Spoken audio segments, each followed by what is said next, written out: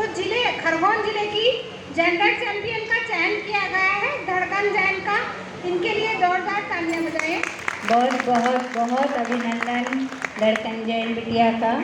और जब भी हमारी महिला बाल विकास विभाग से की जितनी भी योजनाएं हैं और उसका हमको प्रचार प्रसार करना होगा तो हम इस बालिका को उपयोग करेंगे। बात बोलना चाहती हूँ क्योंकि मेरे पहले जो एक बेटी आई थी वो बहुत अच्छा बात किया है, उनका अलग से तारीफ करा दूँगे। जितने भी पॉइंट हमने सोच के रखे थे उसके बारे में उन्होंने तो पहले बता दिया है। हमको 2 दिन से आमंत्रित करना चाहूँगी कि धड़कन ने सुनकर गहे धड़कन के ये बोल, धड़कन होती बावरी जो धड़कन अनमोल, जो धड़कन अनमोल सुनो सब धड़कन थामे, शब्द रचे अनमोल गद्य या गीत विधा में, कहती है ये हसार सहे जो आंगन उपवन, ऐसी प्यारी सुता नाम जिसका है धड़कन। धड़कन बिटिया का। Thank you so much ma'am. Hello everybody, good morning, जय जिनेन, नमस्कार। Very happy Women's Day to all of you. I am Dhadkan, daughter of Mrs. Neeta Jain. As today is Women's Day, so I am wishing you all of you Women's Day, including my mother who is sitting there. I am very honored and privileged for sharing this morning with all of you. And of course, this incredibly women present here who have been honored today. When Ratna ma'am told me to join this program, I thought to myself that what should I going to talk about to you all. I was thought to me the women present here who have been dedicating their life towards various works, either by being an IAS officer, either by being a judge, either by being a social worker, either by being a government officer, or either by being a housewife. Well, next thought come to my mind that I can share some of my point of view. So let's begin. Hello everybody, because I am a girl now and my society taught me that you should not raise your voice at any cost. Well, I am here to know you about that how makes a society feel me as a girl. When a girl asks to their parents that she want to go out, she has been thrown several questions. Why you want to go? Where you want to go? With whom you want to go? And when you come back? All I stretch, and when I denied to answer that question, the same girl told that if you were a boy, you shouldn't have been imposed too many questions. Well, in a country in which we all are living, known as Bharat Mata in our mother tongue, not Bharat Pita. So how India become the most dangerous country to reside for women?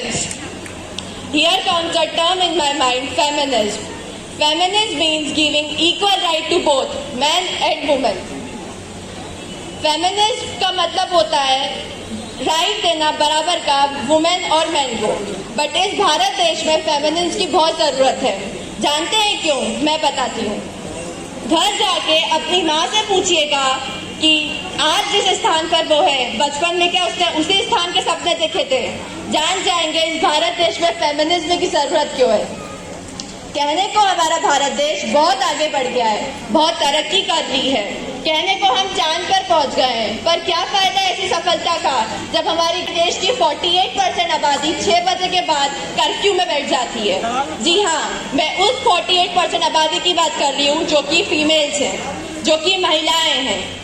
वहीं पर 52% भारत देश की आबादी को कोई restrictions नहीं है, वो पूरी फ्रीडम में जीती है। I am a commerce student and in my class 12th I recently studied a chapter planning. Planning मतलब अच्छे से एक वेल प्लान ट्रेनिंग दी जाती है बचपन से बेटा और बेटी को। बेटी होती है तो उसे बार्बी डॉल और कई तरह के किचन सेट घर सारी केयरिंग चीज़ें लाके देते हैं टॉयज। वहीं पर जो मेल चाइल्ड होता है, जो कि बॉयज होते हैं, उन्हें एग्रेसिव टॉयज, गन, सुपरमैन जैसे की जाती है। एक आदमी दुनिया भर की हार कर लेता है, बट एक स्त्री से हार उसे बर्दाश्त नहीं होती है। एक आदमी जब सड़क पे चल के अपने जिप खोल के यूरिनेट कर दे तो वो बहुत कॉमन सी बात है, पर वहीं उसी सड़क पर कभी एक लड़की मिनी स्कर्ट पहन के चल दे वो बहुत एबनॉर्मल सी बात है। आप सोचिए कौन सी बात ज्यादा एबनॉर्मल होगी। इस देश में आज भी right to education for women second priority है हर चाइल्ड की। आज भी कई लोग हैं जो कि महिलाओं की शिक्षाओं के खिलाफ है। उन सभी से आज मेरा एक प्रश्न है, क्यों फिर वो अपनी माता, अपनी बहन, अपनी बेटी या अपनी बहू के लिए महिला रोग विशेषज्ञ की तलाश करते हैं? है कोई जवाब? इतनी बुरी अपनी भारत देश की परंपरा है, नीयत खराब आदमियों की होती है और घूंघट लड़कियों को दिखलाए जाते हैं। आज हम से कोई भी सवाल करेगा एक लड़की सबसे ज्यादा अनसेफ कहाँ है, हम कहेंगे जब वो बाहर ट्रेवल कर रही हो या फिर बाहर पढ़ने गई हो या फिर बाहर नौकरी कर रही हो। But according to a study, एक रिसर्च के अकॉर्डिंग, एक महिला सबसे ज्यादा अनसेफ उसके घर में होती है। 90% फिजिकल वायलेंस के केसेस एक महिला के घर में होते हैं। प्रीति जिंटा को मैंने सुना था उसकी डॉक्टरेट की ऑनरी रिसीव करते हुए उनके फादर ने उनसे बोला था, when a girl is young she depends on her father, when she is married she depends on her husband, and when she is old she depends on her son. But I am very fortunate that I am speaking among those ladies who are independent. A big round of applause to all of you that you are not dependent on anybody else. And at last, I just want to tell, women are foolish to think that they are equal to men because they are far superior than men and have always been. Thank you. Thank you.